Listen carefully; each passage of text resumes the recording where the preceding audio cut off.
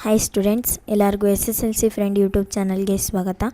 ಯಾರ್ಯಾರು ಇನ್ನೂ ನಮ್ಮ ಚಾನಲ್ನ ಸಬ್ಸ್ಕ್ರೈಬ್ ಮಾಡ್ಕೊಂಡಿಲ್ಲ ಬೇಗ ಸಬ್ಸ್ಕ್ರೈಬ್ ಮಾಡ್ಕೊಳ್ಳಿ. ಹಾಗೆ ಈ ವಿಡಿಯೋನ ಪೂರ್ತಿಯಾಗಿ ನೋಡಿ.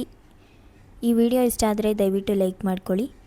ಸೊ ಬನ್ನಿ, ಹಾಗಾದರೆ ಲಾಸ್ಟ್ ಟೈಮ್ ಬಿಟ್ಟಿರುವಂತಹ ವಿಜ್ಞಾನ FA1 ಪರೀಕ್ಷೆಯ ಒಂದು ಪ್ರಶ್ನೆ ಪತ್ರಿಕೆಯನ್ನು ನಾನು ನಿಮಗೆ ಬಿಟ್ಟಿದ್ದೆ. ಅದರ ಕೀ ಆನ್ಸರ್ಸನ್ನು ನೋಡೋಣ. ಸೊ ಮೊದಲನೇ ಮೇನಲ್ಲಿ ನಿಮಗೆ ಸರಿಯಾದ ಉತ್ತರ ಆರಿಸಿ ಬರೀರಿ ಅಂತ ಇತ್ತು. ಸೊ ಆ ಪ್ರಶ್ನೆಗಳಿಗೆ ಯಾವ್ದು ಉತ್ತರ ಸರಿಯಾಗಿದೆ ಅನ್ನೋದನ್ನು ನಾನು ನಿಮಗೆ ಹೇಳ್ತೀನಿ. ಸೊ ನೀವು ಆರಾಮಾಗಿ ಈ ಒಂದು ವಿಡಿಯೋನು ಸಹ ನೋಡಿಬಿಟ್ಟು ನಿಮ್ಮ ಎಕ್ಸಾಮಲ್ಲಿ ಚೆನ್ನಾಗಿ ಸ್ಕೋರ್ ಮಾಡ್ಬೋದು. ಸೊ ಮೊದಲನೇದಾಗಿ ನಿಮಗೆ ಸರಿಯಾದ ಉತ್ತರವನ್ನು ಆರಿಸಿ ಬರೆಯಿರಿ. ಅಂದರೆ MCQಗೆ ನಿಮಗೆ 3 ಮಾರ್ಕ್ಸ್ ಇದೆ. ಸೊ ಈ 3 ಮಾರ್ಕ್ಸಲ್ಲಿ ನಿಮಗೆ ಒಂದೊಂದು ಪ್ರಶ್ನೆಗೆ ಒಂದೊಂದು ಅಂಕ ಬರುತ್ತೆ. ಸೊ ಮೊದಲನೇ ಪ್ರಶ್ನೆಗೆ ಉತ್ತರ ಸರಿಯಾಗಿದ್ದರೆ 1 ಅಂಕ ಬರುತ್ತೆ. ಎರಡನೇ ಪ್ರಶ್ನೆಗೆ ಉತ್ತರ ಸರಿಯಾಗಿದ್ದರೆ 2 ಅಂಕಗಳಾಗುತ್ತೆ. ಹಾಗೆ ಮೂರನೇ ಪ್ರಶ್ನೆಗೂ ಸಹ ಸರಿಯಾದ ಉತ್ತರವನ್ನು ಬರೆದ್ರೆ 3 ಅಂಕಗಳು ನಿಮ್ಮ ಪಾಲಾಗುತ್ತೆ. ಸೊ ಬನ್ನಿ, ಹಾಗಾದರೆ ಆನ್ಸರ್ಸನ್ನು ನಾವು ಇವಾಗ ನೋಡೋಣ. ನೀವು ಹಾಗೆ ನೋಡ್ಬೋದು, ಆನ್ಸರ್ಗಳನ್ನು ರೆಡ್ ಇಂಕಲ್ಲಿ ನಿಮಗೆ ಹೈಲೈಟ್ ಮಾಡಿ ತೋರಿಸಿದ್ದಾರೆ. ಸೊ ನಾನೇನು ಹೇಳೋದು ಬೇಡ, ನಿಮಗೆ ಗೊತ್ತಾಗುತ್ತೆ. ಆದರೂ ಒಂದು ಸಾರಿ ಹೇಳ್ತೀನಿ, ಕೇಳಿಸ್ಕೊಳ್ಳಿ ಗಮನ ಇಟ್ಟು.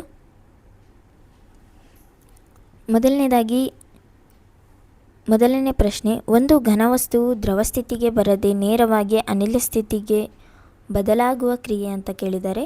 ಸೊ ಇದಕ್ಕೆ ಆಪ್ಷನ್ ಸಿ ಉತ್ಪನ್ನನ.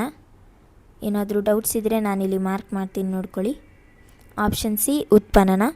ನೆಕ್ಸ್ಟು, ಈ ಕೆಳಗಿನವುಗಳಲ್ಲಿ ಜೀವಕೋಶದ ಆತ್ಮಹತ್ಯಾ ಚೀಲ ಅಂತ ಕೇಳಿದ್ದಾರೆ. ಸೊ ಇದಕ್ಕೆ ಆಪ್ಷನ್ ಡಿ ಸರಿಯಾದ ಉತ್ತರ ಆಗಿರುತ್ತೆ, ಅಂದರೆ ಲೈಸೋಸೋಮ್. ಸೊ ಈ ಒಂದು ಉತ್ತರ ನೀವು ಬರೆದಿದ್ದರೆ ನಿಮಗೆ 2 ಅಂಕಗಳು ಸಿಗುತ್ತೆ. ನೆಕ್ಸ್ಟ್ ನೋಡಿ, ಕಾಲದೊಂದಿಗೆ ಸ್ಥಾನದ ಬದಲಾವಣೆ. ಸೊ ಇದು ಆಪ್ಷನ್ ಎ ಚಲನೆ. ಹಾಗೆ ನೆಕ್ಸ್ಟ್ ಎರಡನೇ ಮೇನಿಗೆ ಬಂದರೆ, ಕೆಳಗಿನ ಪ್ರಶ್ನೆಗಳಿಗೆ ಒಂದು ವಾಕ್ಯದಲ್ಲಿ ಉತ್ತರಿಸಿ ಅಂತ ಕೊಟ್ಟಿದ್ದಾರೆ. ಸೊ ಬಾಷ್ಪೀಕರಣ ಎಂದರೇನು ಅಂತ ಕೊಟ್ಟಿದ್ದಾರೆ. ನಾನು ಇದಕ್ಕೆ ಕರೆಕ್ಟಾಗಿ ನಿಮಗೆ ಆನ್ಸರನ್ನು ಹೇಳ್ತೀನಿ, ನೀವು ನೋಟ್ ಡೌನ್ ಮಾಡ್ಕೊಳ್ಳಿ. ಬಿಕಾಸ್ ನೀವು ನಿಮ್ಮದೇ ಒಂದು ಸಪ್ರೇಟಾಗಿ ನೋಟ್ಸ್ ಮಾಡಿಕೊಂಡ್ರೆ ನಿಮಗೆ ನೆನಪಲ್ಲಿ ಉಳಿಯುವಂಥ ಸಾಧ್ಯತೆಗಳು ತುಂಬ ಇರುತ್ತೆ. ಇದೆಲ್ಲ ಟಾಪರ್ ಟಿಪ್ಸು. ಸೊ ನೀವು ಯಾರೂ ಸಹ ಟಾಪರ್ಸು ಹೇಳಲ್ಲ, ನಾನು ಸಪ್ರೇಟಾಗಿ ನೋಟ್ಸ್ ಮಾಡ್ಕೋತೀನಿ ಈ ಥರ ಎಲ್ಲ. ಸೊ ಅದಕ್ಕೆ ನಾನು ನಿಮಗೆ ತಿಳಿಸ್ತಾ ಇದ್ದೀನಿ.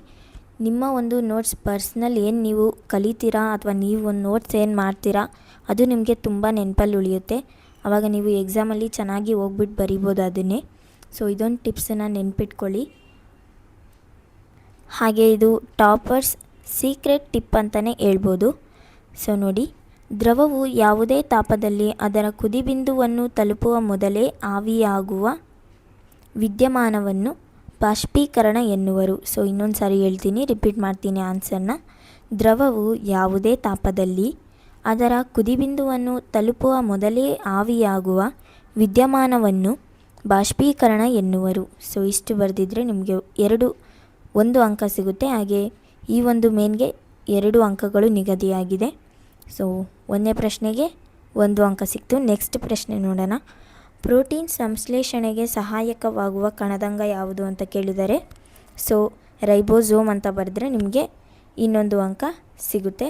ಸೊ ಮುಂದಿನ ಪ್ರಶ್ನೆಗೆ ಹೋಗೋಕ್ಕಿಂತ ಮುಂಚೆ, ಯಾರೆಲ್ಲ 5th standard, 6th standard, 7th standard, 8th standard, 9th standard, 10th standard ಹಾಗೆ first PUC, second PUC, main ಆಗಿ 10th ಸ್ಟ್ಯಾಂಡರ್ಡ್ ಮತ್ತು ಸೆಕೆಂಡ್ PUC ಯಾರ್ಯಾರು ಓದ್ತಾ ಇದ್ದೀರಾ ಅವ್ರಿಗೆಲ್ಲ ನಮ್ಮ ಚಾನಲ್ ಕಡೆಯಿಂದ ಫ್ರೀಯಾಗಿ ಯಾವ ರೀತಿ ಓದಬೇಕು, ಯಾವ ರೀತಿ ಒಂದು ನೋಟ್ಸ್ ನಿಮಗೆ ಅವೈಲೇಬಲ್ ಇದೆ ನಮ್ಮ ಚಾನಲಲ್ಲಿ. ಅಂದರೆ ನೋಟ್ಸ್ ಆಗಿರ್ಬೋದು, ಸ್ಟಡಿ ಟಿಪ್ಸ್ ಆಗಿರ್ಬೋದು, ಈ ರೀತಿ ಎಲ್ಲವನ್ನು ನಾವು ಫ್ರೀಯಾಗಿಯೇ ಕೊಡ್ತಾಯಿದ್ದೀವಿ. ಸೊ ನಮ್ಮ ಚಾನಲನ್ನು ಸಬ್ಸ್ಕ್ರೈಬ್ ಮಾಡ್ಕೊಳ್ಳಿ. ಹಾಗೆ ನಾವು ಬಿಡೋವಂಥ ವೀಡಿಯೋನ ನೋಡಿ ನೀವು ಕ್ವಶನ್ ಆನ್ಸರ್ಸನ್ನು ಕಲಿತು ಪ್ರಾಕ್ಟೀಸ್ ಮಾಡಿದರೆ ಸಾಕು. ಹಾಗೆ ನಾವಿಲ್ಲಿ ಕ್ವಶನ್ಸು ಮತ್ತು ಮ್ಯಾಥ್ಸ್ ಆಗಿರ್ಬೋದು ಅಥವಾ ಅಕೌಂಟೆನ್ಸಿ ಆಗಿರ್ಬೋದು, ಸ್ಟ್ಯಾಟಿಸ್ಟಿಕ್ಸ್ ಆಗಿರ್ಬೋದು, ಈ ಥರ ಎಲ್ಲ ಸಬ್ಜೆಕ್ಟ್ಗಳನ್ನು ಯಾವ್ಯಾವುದು ಮ್ಯಾಥ್ಸ್ ಈ ಥರ ಬರದೇ ಇರೋ ಸಬ್ಜೆಕ್ಟ್, ಇವಾಗ ಫಿಸಿಕ್ಸಲ್ಲಿ ಸ್ವಲ್ಪ ಕ್ವಶನ್ಸ್ ಎಲ್ಲ ಇರುತ್ತೆ, ನಿಮಗೆ ಅರ್ಥನೇ ಆಗೋಲ್ಲ. ಸೊ ಆ ಒಂದು ಲೆಕ್ಕಗಳನ್ನು ಮಾಡೋದಾಗಿರ್ಬೋದು, ಇದೆಲ್ಲವನ್ನು ನಮ್ಮ ಚಾನಲಲ್ಲಿ ಮಾಡ್ತೀವಿ. ಎಕ್ಸ್ಪ್ಲನೇಷನ್ ವಿತ್ ಎಕ್ಸ್ಪ್ಲನೇಷನ್ ಇರುತ್ತೆ. ಸೊ ನಿಮಗೆಲ್ಲ ತುಂಬ ಈಸಿ ಆಗುತ್ತೆ. ಈ ರೀತಿ ಕಲಿತ್ರೆ ನೀವು ಆರಾಮಾಗಿ 90+ ಸ್ಕೋರ್ ಮಾಡ್ಬೋದು. ಸೊ ಅದಕ್ಕಾಗಿ, ಹಾಗೆ ಪಾಸೇ ಆಗಲ್ಲ ಅನ್ನೋರು ಸಹ ಪಾಸ್ ಆಗ್ಬೋದು 10th ಮತ್ತು 12th ಸ್ಟ್ಯಾಂಡರ್ಡು. ಸೊ ನೆಕ್ಸ್ಟು ಇನ್ನು ಮಿಕ್ಕಿರೋ ಕ್ಲಾಸ್ಗಳೆಲ್ಲ 5th ಹಿಡಿದು ಫಸ್ಟ್ ಪಿ ಯುವರೆಗೂ ನಿಮಗೆಲ್ಲರಿಗೂ ನಾವು ಫ್ರೀಯಾಗಿ ನೋಟ್ಸ್ ಆಗಿರ್ಬೋದು, ಇಂಪಾರ್ಟೆಂಟ್ ಕ್ವಶನ್ಸ್ ಆಗಿರ್ಬೋದು, ಸ್ಕೂಲ್ಗಳಲ್ಲಿ ಏನು ಮಾಡಿಸ್ತಾರೆ, ಅದಕ್ಕೆ ಯಾವುದು ಇಂಪಾರ್ಟೆಂಟು, ನಿಮ್ಮ ಒಂದು ಎಕ್ಸಾಮ್ಸ್ಗೆ ಏನು ಪ್ರಶ್ನೆಗಳು ಬರುತ್ತೆ, ಇದೆಲ್ಲವನ್ನು ನಾವು ಹೇಳ್ತೀವಿ. ಸೊ ನೀವು ಅಷ್ಟೇ ನಮ್ಮ ಚಾನಲನ್ನು ಸಬ್ಸ್ಕ್ರೈಬ್ ಮಾಡ್ಕೊಳ್ಳಿ.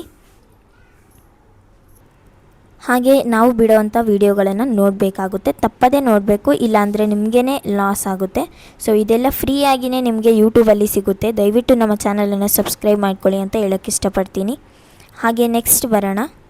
ನೆಕ್ಸ್ಟು 3rd ಮೇನಲ್ಲಿ ನೋಡ್ತಾ ಇದ್ದೀರಾ, ಈ ಕೆಳಗಿನ ಪ್ರಶ್ನೆಗಳಿಗೆ 2-3 ವಾಕ್ಯಗಳಲ್ಲಿ ಉತ್ತರಿಸಿ ಅಂತ ಕೊಟ್ಟಿದ್ದಾರೆ. ಸೊ ಒಂದು ಪ್ರಶ್ನೆಗೆ 2 ಅಂಕಗಳು ನಿಗದಿಯಾಗಿರುತ್ತೆ. ಸೊ ನೀವು 4 ಪ್ರಶ್ನೆಗಳನ್ನು ಬರೆದ್ರೆ 8 ಅಂಕಗಳು ನಿಮ್ಮ ಪಾಲಾಗುತ್ತೆ. ಸೊ ಇಲ್ಲಿ ನೋಡ್ತಾ ಇದ್ದೀರಾ, ಜವ ಮತ್ತು ವೇಗಗಳಿಗಿರುವ ವ್ಯತ್ಯಾಸ ಬರೀರಿ ಅಂತ ಕೊಟ್ಟಿದ್ದಾರೆ. ಸೊ ಜವದಲ್ಲಿ ನೋಡೋದಾದರೆ ಏಕಮಾನ ಕಾಲದಲ್ಲಿ ಕಾಯ ಚಲಿಸಿದ ದೂರ ಅಂತ ಕೊಟ್ಟಿದ್ದಾರೆ. ವೇಗಕ್ಕಿರೋ ವ್ಯತ್ಯಾಸ ಏನಂದರೆ ಏಕಮಾನ ಕಾಲದಲ್ಲಿ ಕಾಯದ ಸ್ಥಾನ ಪಲ್ಲಟ ಅಂತ ಕೊಟ್ಟಿದ್ದಾರೆ. ಹಾಗೆ ಜವದಲ್ಲಿ ನೋಡೋದಾದರೆ ದಿಕ್ಕು ಇಲ್ಲ, ವೇಗದಲ್ಲಿ ದಿಕ್ಕು ಇದೆ. ಜವದಲ್ಲಿ ಅದೀಶ ಪರಮಾಣ, ವೇಗದಲ್ಲಿ ಸದೀಶ ಪರಮಾಣ. ಸೊ ಈ 3 ಪಾಯಿಂಟ್ಸ್ ಅಥವಾ ನಿಮಗೆ 3 ಕಷ್ಟ ಆದರೆ 2 ಪಾಯಿಂಟ್ಸನ್ನು ನೀವು ಬರೆದ್ರೆ ನಿಮಗೆ 2 ಅಂಕಗಳು ಖಂಡಿತವಾಗಿ ಸಿಗುತ್ತೆ. ನೆಕ್ಸ್ಟ್ ನೋಡಿ 7th ಪ್ರಶ್ನೆ, ಈ ಕೆಳಗೆ ಕೊಟ್ಟಿರುವ ತಾಪಗಳನ್ನು ಸೆಲ್ಸಿಯಸ್ ಪದ್ಧತಿಗೆ ಪರಿವರ್ತಿಸಿ ಅಂತ ಕೊಟ್ಟಿದ್ದಾರೆ. ಮೊದಲನೇದಕ್ಕೆ ಉತ್ತರ 27 ಡಿಗ್ರಿ ಸೆಲ್ಸಿಯಸ್, ಎರಡನೇದಕ್ಕೆ 0 ಡಿಗ್ರಿ ಸೆಲ್ಸಿಯಸ್, ಮೂರನೇದಕ್ಕೆ 197 ಡಿಗ್ರಿ ಸೆಲ್ಸಿಯಸ್. ಸೊ ಈ 3 ಆನ್ಸರ್ಸ್ ನಿಮಗೆ ಗೊತ್ತಿರುತ್ತೆ. ಸೊ ನೋಡ್ತಾ ಇದ್ದೀರಾ ಆನ್ಸರ್ಸನ್ನು. ಹಾಗೆ ನೆಕ್ಸ್ಟ್ ನೋಡಿ